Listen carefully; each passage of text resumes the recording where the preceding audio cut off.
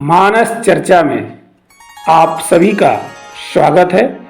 आज हम रावण के दूत सुक की कथा सुनते हैं। कर प्रणाम निज कथा सुनाई, राम कृपा आपन गति पाई। ऋषि अगस्त्य की साप भवानी, राक्षस भयउ रहा मुनि ज्ञानी। बंदी राम पद बारहि बारा, मुनि निज आश्रम कहूँ पगुधारा। ये कथा भगवान शंकर मां पार्वती को सुना रहे हैं। ऋषि अगस्त्य की शाप भवानी, और ये सभी की सभी बातें रावण के दूत सुक के लिए गोस्वामी जी ने लिखा है। आखिर ये सुक जी थे कौन? आइए हम इस कथा का आनंद लेते हैं। सुक ये पूर्व जन्म में वेदज्ञ ब्रह्मनिष्ठ ब्राह्मण थे। वानप्रस्थ विधि से अपने धर्म कर्म में स्थित होकर अपनी पत्नी के साथ वन में रहा करते थे। देवताओं की वृद्धि और राक्षसों के नाश के लिए श्री शुक वन में रहकर बहुत से यज्ञ और अनेक प्रकार के तप किए। इनकी इस बात से राक्षस इनके शत्रु बन गए। सभी राक्षस इनसे वैर रखने लगे थे। एक राक्षस था जिसका नाम वज्रदंत नाम का राक्षस तो इनके विनाश के पीछे पड़ गया।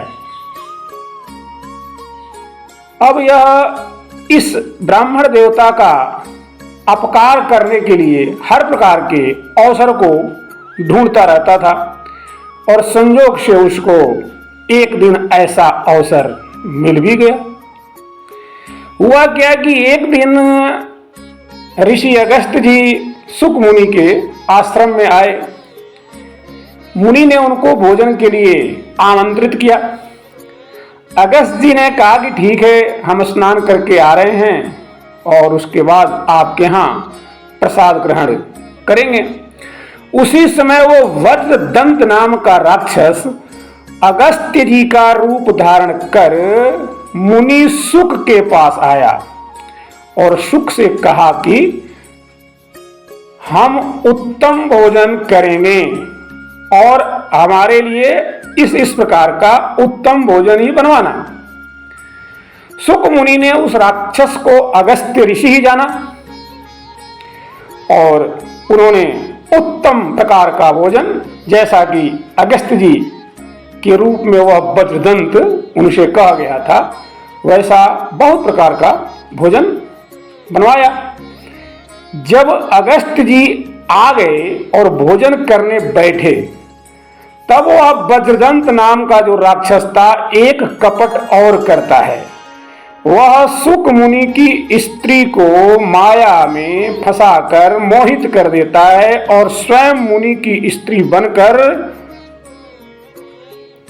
विभिन्न प्रकार के मांस, यहाँ तक कि ब्राह्मण मांस भी भोजन में मिला देता है और अगस्त्य जी के आगे परोस देता है, और परोस कर वहां से तुरंत गायब भी हो जाता है।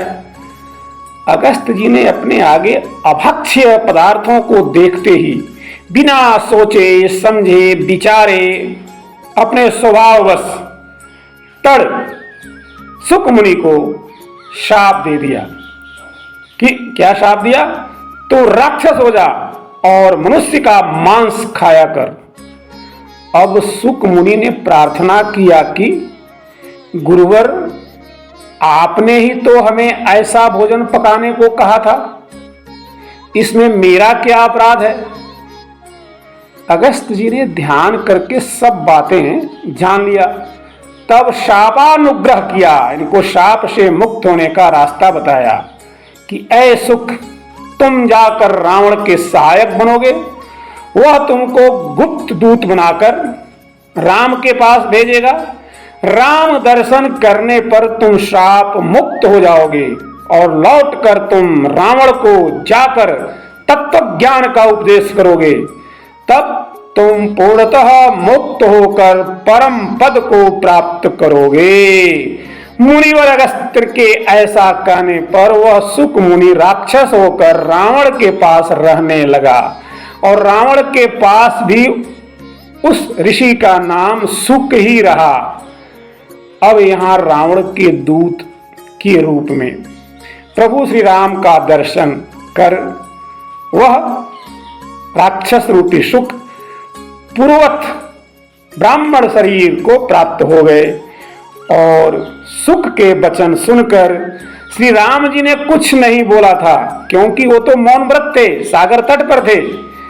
फिर भी राम कृपा से पुनः शुक मुनि जो राक्षस के रूप में थे पूर्णतः मुनि स्वरूप को प्राप्त हो गए। अतएव इसी कारण से शुक मुनि बारंबार प्रभु श्री राम को प्रणाम करते हैं और फिर अपने आश्रम को चले जाते हैं। बंदी राम पद 12 मुनि निज आश्रम कहु पगधारा। बंदी राम पद 12 मुनि निज आश्रम कहु पगधारा। जय श्री राम, जय हनुमान।